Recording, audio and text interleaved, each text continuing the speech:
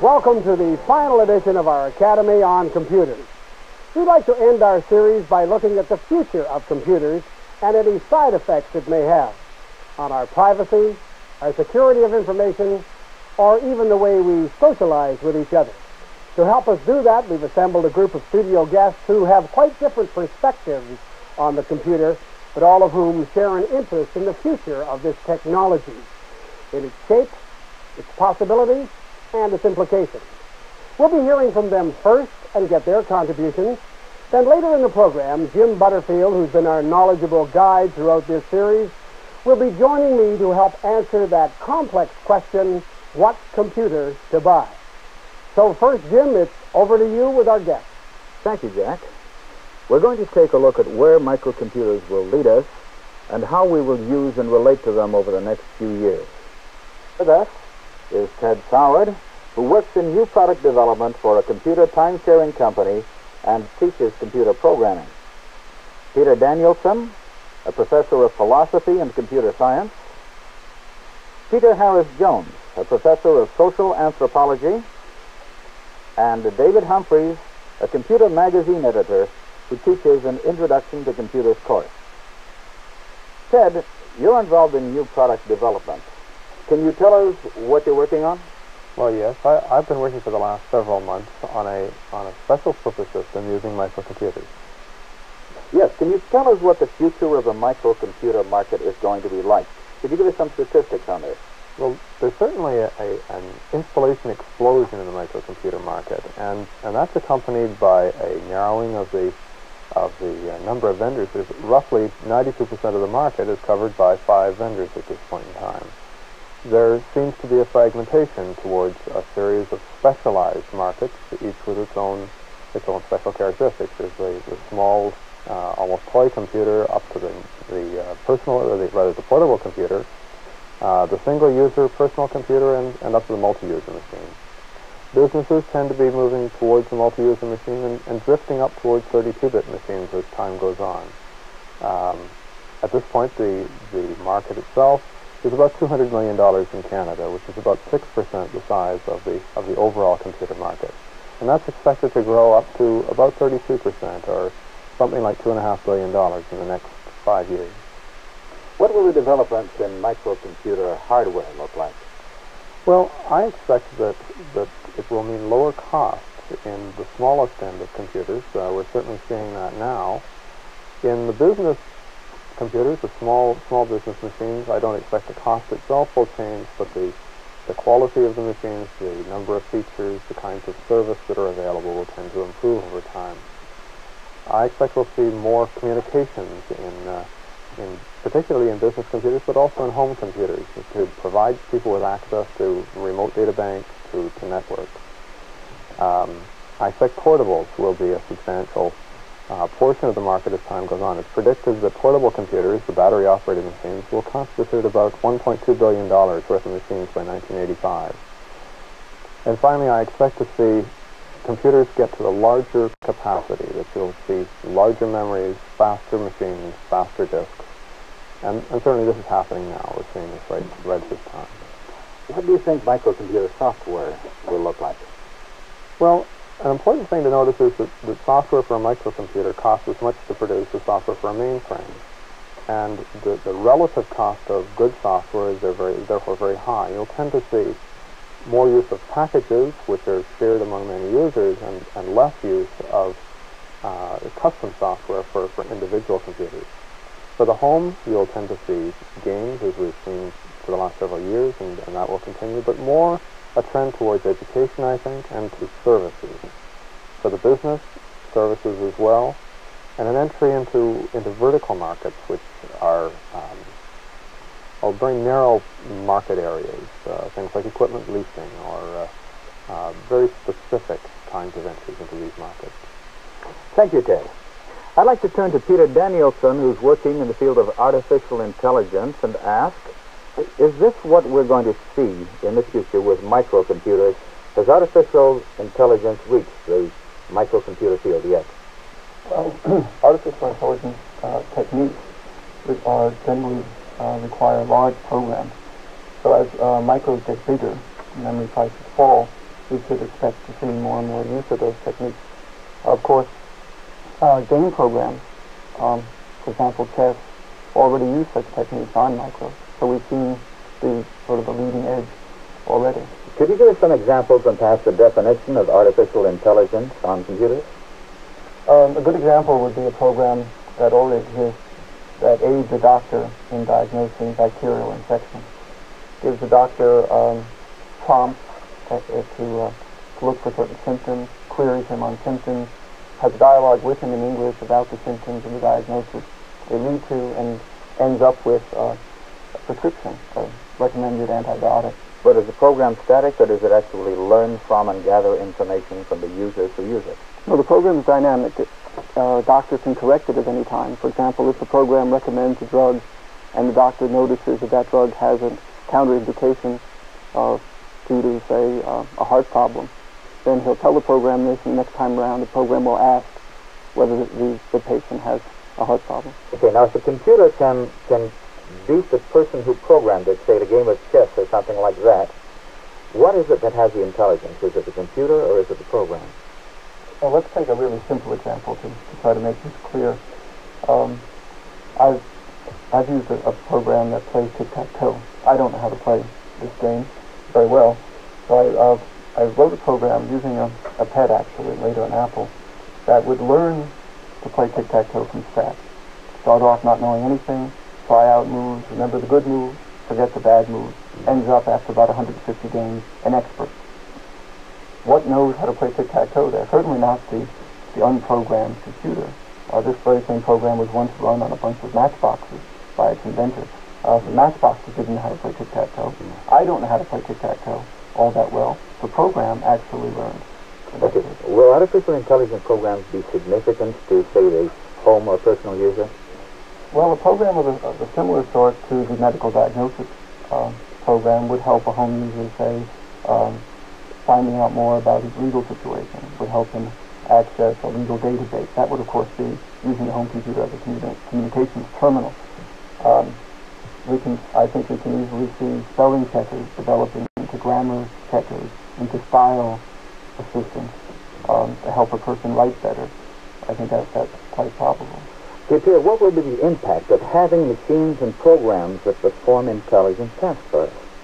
Well, having a machine perform a task that you once thought required your intelligence can be quite a devastating experience. I think it depends a lot on your conception of a machine.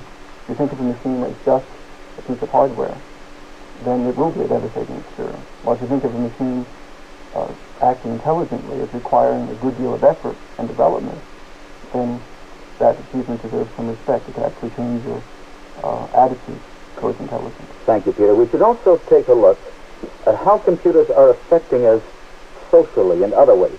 Are micros leading us, for example, to the loss of privacy? David Humphreys, what do you think about the issue of privacy in the computer? Well, privacy, changes with each technological age. In the Middle Ages, privacy was less of a concern than it became when we got print. And in the cruelest sense, the book induces privacy in people. Now, in the microcomputer, as long as you keep your disks at home, you can be very private with them. But the instant you go on the airwaves, you're running the chance that somebody is going to try and intercept your messaging system. And in many ways, I think that the attempt to keep a private attitude going is just an outmoded technological hangover from the print period. Will the government have access to our home computer databases? Well, I think they've got access to quite a number of large databases now, but as long as the home user keeps himself to himself, he's all right. But the instant he goes outside and begins using his modem to access a large computer service, as long as you pay for everything in cash, if you use credit cards, you will leave a track of electronic financial transactions, which the government can then correlate that to find out about your buying habits, for example, your reading habits, and ultimately from those habits make judgments about your moral character. I see that coming, actually. Do you see it coming? Do you think it's here now? I think it's only partly here now. I mean, if you run foul of the income tax act, you find out how far they can go.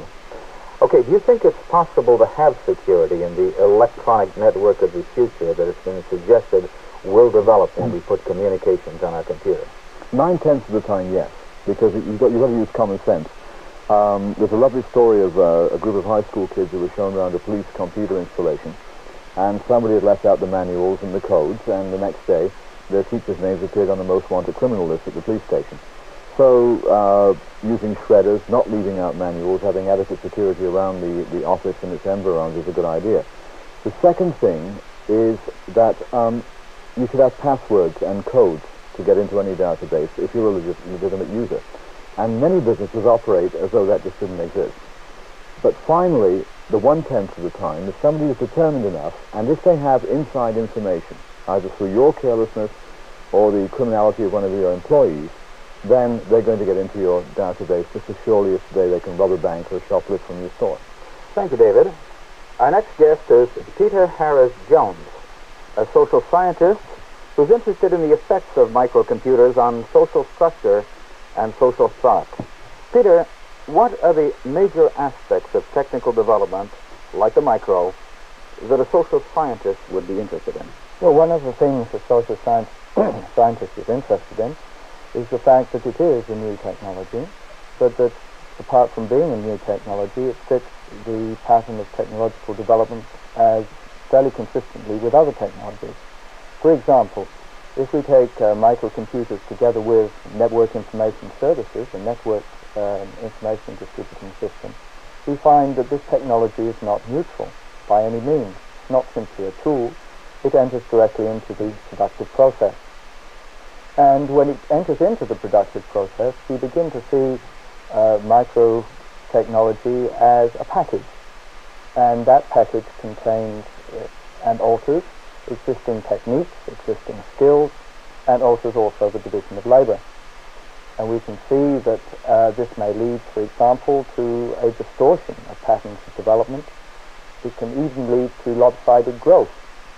And furthermore, if we were to take the example of technological development in the third world cities or third world urban areas, we could even see an example of an enclave economy growing, in which there would be those who have access to the technology and those who do not. Are computers being developed in the best interest of human beings? Well, I wish that were the case. But when I consider upon this particular question, I go back to Norbert Wiener, who was one of the people responsible for developing computer technology and subsequently microcomputer technology. And he said that the two contexts in which computer technology ought not to develop were first a context in which there was a strong military component, and secondly a context in which there was a high degree of competition surrounding the technology. Unfortunately, the history of the development of computer technology right up to micros has been that of a transfer from a military situation into industrial situation. The military situation has always been the leading edge of the technology, and now we have a situation in which the major economic drive is international competition, which is forcing countries to perhaps develop this technology faster than they otherwise would have done. So the context seems to be wrong. Very briefly, Peter, what do you foresee as the social effects of the wide-scale introduction of computers? Well, I think it comes down to the major thing that this technology does very well indeed. It increases productivity. But there has always been, ever since industrial society, a sort of balance between work on the one hand, productivity on the other, and leisure on the third side.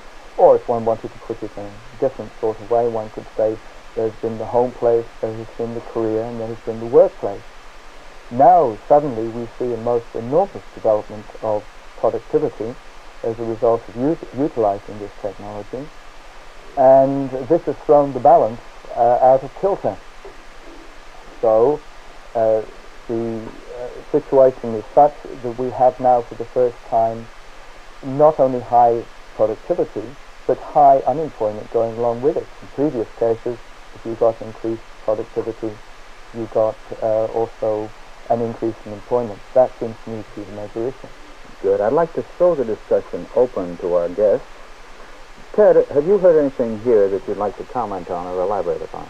Yes, I'd like to comment on Peter's comments about productivity. I have the feeling that productivity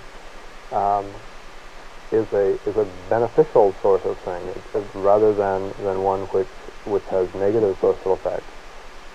To my way of thinking, it has the effect of reducing the cost of the same kinds of services, and that a computer is a tool which is fundamentally no different than other previous tools, and that it provides benefits in terms of productivity that are purely helpful, that by reducing costs we make the same goods at a lower cost, and we're able to export them or use them more extensively ourselves. So you think of the future in perhaps more positive terms? You think it'll work out? I think so, yes. Peter Danielson, do you have any brief comments to make on what you've heard tonight? It's undeniable that there'll be problems with technology this explosive, but we're really looking at things an awful lot on the grim side of things. It seems to me that as hardware gets cheaper and more prevalent, we'll find more and more people faced with an interesting challenge, and the challenge of developing new sorts of software. It's very difficult for me to see that as all bad. The software I'm interested in, artificial intelligence software, is an enormous personal challenge to try to figure out what these programs do, to develop better ones, to develop smarter programs. These have an intellectual and a personal side. I think that'll appeal to those very same people that bought the original personal computers. The fun is not over. David Humphrey, do you agree with that, and do you have any other comments? Well, I know I have a reputation for being terribly unfair, so I'm going to be terribly unfair and say that possibly working out better AI programs would be one way of whiling your time while you're unemployed. AI is artificial intelligence. Artificial intelligence, yes. But on the other hand, both Freud and Marx and others have commented on the disastrous psychological effects of unemployment, which usually leads to things like riots and civil disorder. And I just wondered if, listening to Peter Harris Jones's rather devastating critique of our rather Pollyannish approach to this subject, are there other forms of employment made possible by microcomputers? At the moment, they're being used to sort of fill in the gaps, the productivity gaps in traditional industries, in the traditional office and places like that. But as we move out into more sophisticated information handling, which brings in your artificial intelligence area, can we move from mere information to knowledge? And would there be employment in that area? I throw that open as my comment. Peter Harris Jones, what do you say about what you've heard now? Well, I think that with this technology there are sort of three phases to it. The first phase is that of automation. The second phase is sort of integration of functions, which is more or less where we're at now. And then the third phase, which we may possibly look forward to, is innovation. And all those who are optimistic refer to this third phase as a phase that is going to produce jobs. However, this is a phase which is not really on the horizon. And the major phase we're stuck with now is what microcomputer technology really is doing, particularly as far as word processors are concerned. Because it is there that we find the sorts of things in which productivity goes up a great deal, but at the same time the number of people who are being more productive remains either more or less the same or slightly diminishes. In other words, even though it may not throw people directly out of jobs in the firms which are employing the technology, the fact is they are able to do a great many more things in a productive form, and you do not require extra personnel to be hired in order to do that for you. Well, where you have this existing throughout all society, and I think in this particular case, this particular technology is at every level of society, then you get 1,000 small increases in productivity, leading not unfortunately to more jobs, as it has done in the past, but more or less to the existing state of affairs. Thank you, gentlemen. It's been a very interesting discussion. Very interesting indeed, Jim. Perhaps I could try to sum up. It seems that in the future we'll have more communication between micros, larger capacity machines, at the same time more intelligent ones, more expert services, and along with this, a challenge to write better programs. But on the negative side, they could mean an end to our privacy, even to our jobs. More positive than negative? Well, you'll have to be the judge. Getting back to a more immediate question, Jim Butterfield will be joining me in a moment, and we'll be looking at that complex subject, how do I know what computer to buy? Now, for every parent who'd like to improve their parenting skills, TVOntario offers a course called Parenting, which concentrates on communication and discipline. The course begins July 6th at 9 p.m. Each program will feature a segment from a specially designed dramatic series called Footsteps, illustrating some aspect of child raising. In addition, Jack Livesley will host a studio discussion with a guest expert and audience who will explore each topic further. Registration for parenting costs $8, and the fee includes the kit of valuable learning materials which accompanies the course. A learning guide, for example, with suggestions for improving communications with your own children, and a selected bibliography. To register, send a check or money order for $8 to Parenting, Part-Time Learning, Box 200, Station Q, Toronto, M4T2T1, or call us during office hours at 416-484-2648.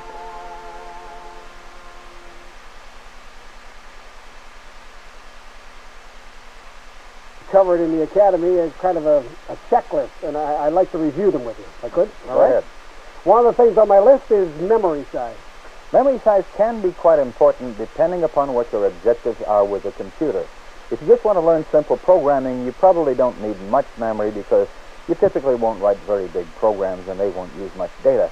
But if you're doing other things such as word processors, certain types of data organization programs, or for that matter, things like spreadsheets, then a lot of memory can be a very useful thing to have. So look at your application and decide whether memory is important to you. Right? Important, too, I think, Jim, is software that's available with each machine. Yes, well, that's one of the things you have to look at fairly carefully. If you know your objective, then you'll probably know the kind of programs you want. Maybe it's word processing, maybe it's accounting, maybe it's some other form of program, but first of all, find out what software is available. Find out what it needs, what hardware and software and how much memory and what kind of disk it uses and so on. And then by the time you know about the software you need, you'll know about the kind of computer you'll need to go with it. All right, Jim, another note I made was expandability of the machine. Yes, well, it's possible to start with a small computer and add on extra memory and add on extra features and so on. Certainly you can start small with a cassette tape and go to disk and go to a printer and go to various other sorts of extras. So you can look at a small computer that's expandable, but at the same time, don't be afraid if you find yourself outgrowing your computer to say, let's start over, let's move into a bigger computer where we have more space. All right, we talked a lot about compatibility. Yes, and in fact that ties in with the last point. If you start on a small computer, and if eventually you've learned enough about computers and about what you want to go to a big computer, then absolutely it'd be very useful if there's a bigger computer that's compatible with your programs, with your data, with your disks and your information files. It's something to look for. How much can you grow within that kind of a machine? It seemed to me, too, Jim, that human interface was an important factor. Human interface is one of the most important factors.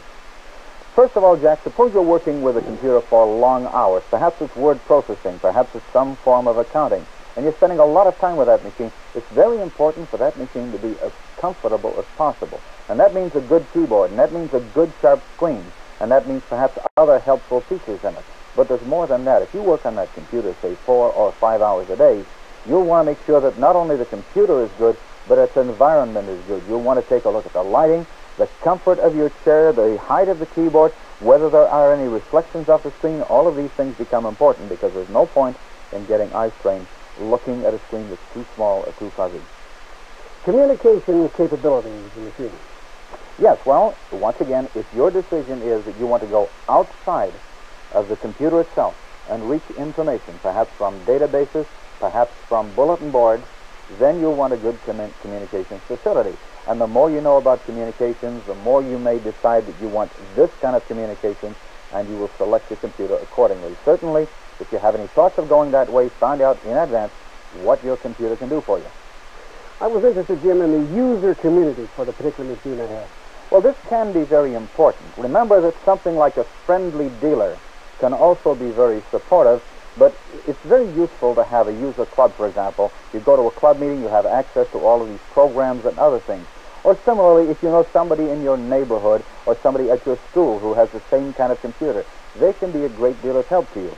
It's very reassuring to be, you're working on a program. It won't work. It gets to be 3 o'clock in the morning, and here you can't make the program work. You can walk across the street, knock on your neighbor's door, get him out of bed, and you tell him your problem, and I'm sure he'll have something quite interesting to say to you. Yeah, I'm sure he will, Jim. I'll That's bet. right. Yeah, and I think following that, the service, maybe in your case, the ambulance service available with the machine. Well, computers are pretty reliable, and they don't break down very much. But if you have an application in mind where you need that computer and you can't possibly afford to be without it for, say, a week, you'd better be sure that you have some sort of service or support where you're going to be able to get either a new computer or your computer fixed pretty fast. Another one I checked off, of course, cost. Well, of course, that's one of the very important things to many people. I suppose if you're well fixed for money, it doesn't make any difference, but most people, first of all, should find out what it is they want to do. If only learn about computers, they should find out what. And then within that area of cost, they should sort out for themselves what will give me the things that I need at the most advantageous price. All right, these are the general factors based on what you need the computer for. I've decided, Jim, that I'd like a computer to do word processing. Therefore, I'd need a fairly good keyboard, a good big one, and some fair-sized memory, perhaps 32K. And for fun, I'd like to do graphics, so that would mean a good monitor to do that too, and probably the word processing would need a good monitor too, wouldn't it? A sharp screen is a very nice thing for word processing. All right, and then as I grow with the computer or my needs grow, I'd need to have expandability in my computer. That's right. So you've made your decision, Jack. Right. And based on what you've decided you want, you think that you need a computer, you know that you need a computer now, you think that's for everybody. No, I don't, Jim. I think one thing I found out from the Academy, and you've said many times, that, you buy a computer, or whether you buy a computer or not, depends upon what your needs are. I mean, a computer means to your end. That's right. It's not only what your needs are, but what your interests are. It's perfectly all right to buy a computer to learn, but the important thing is that all of the technical things that we've talked about, the bits and the bytes and all of the mechanics, are only there to give you that end product, the thing that the computer does for you. So what you have to do, Jack, is to make your own decision. You have to decide what you want. If you don't know, then perhaps you should start in a small computer and work your way up. But ultimately, you have to say, this is what I want to do with a computer. This is where I want to start. And sure, you can start small and build your way up. You'll be learning as you go. Don't worry too much about things like price obsolescence. Sure, computers will probably be cheaper next year, but if you wait a year, you'll lose a year's background and experience. But sit down and say, what do I want in a computer? What do I want the computer to do? And if you ask that question first, even if you're not sure of the answer, you'll be starting out the right way. Jim, thank you very much. And now, as we come to the end of our Academy on Computers, I want to thank all the guests we have for the great variety of information they've given us. And, of course, a special thanks to our special guest, Jim Butterfield. Thank you for putting up with us with your great aplomb. And to you, our viewers, thank you for your contributions. Jack Livesley with Jim Butterfield saying goodbye for now from the Academy.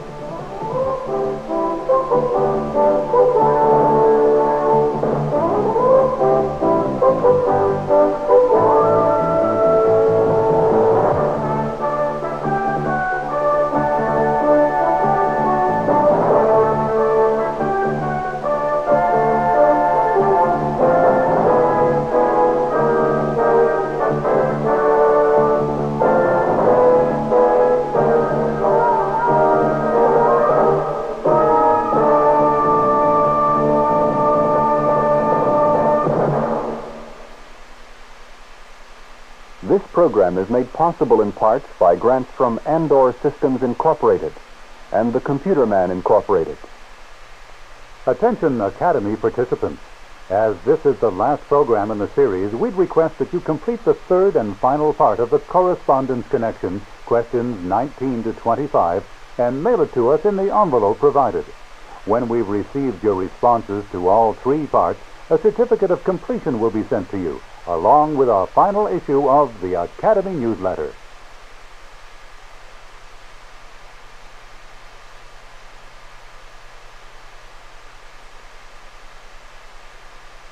This is TVOntario, Channel 19 in Toronto, Channel 9 in Thunder Bay.